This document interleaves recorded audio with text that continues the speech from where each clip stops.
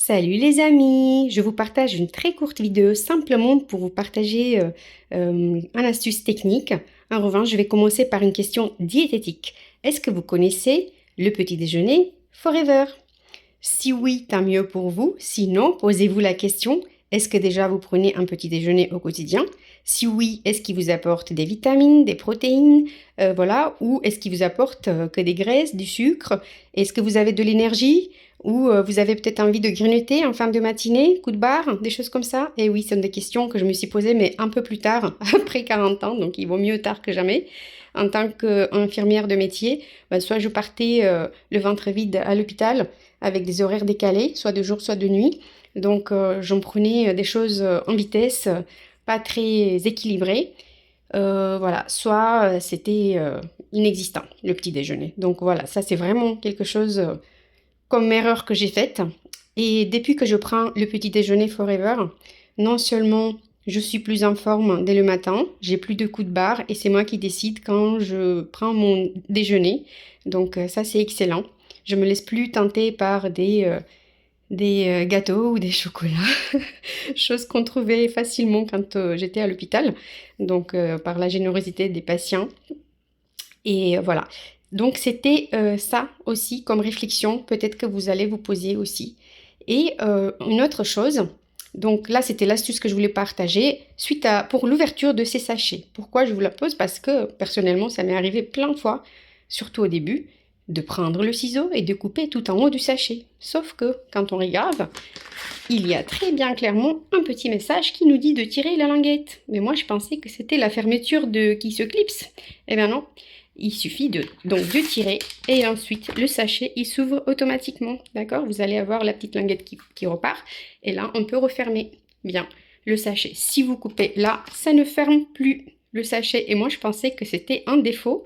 Eh bien non, Forever c'est quelque chose de très qualitatif donc c'était simplement moi qui me trompais. À l'intérieur, il y a une petite cuillère mesure. Donc on peut, avec une cuillère, on a 24 grammes de protéines. On le dilue soit avec de l'eau, soit avec du lait végétal, celui de votre choix. Ou on peut mixer aussi avec des fruits. C'est vraiment pour varier les goûts et les plaisirs. Et c'est délicieux. On peut faire des pancakes, il y a plein de recettes sympas.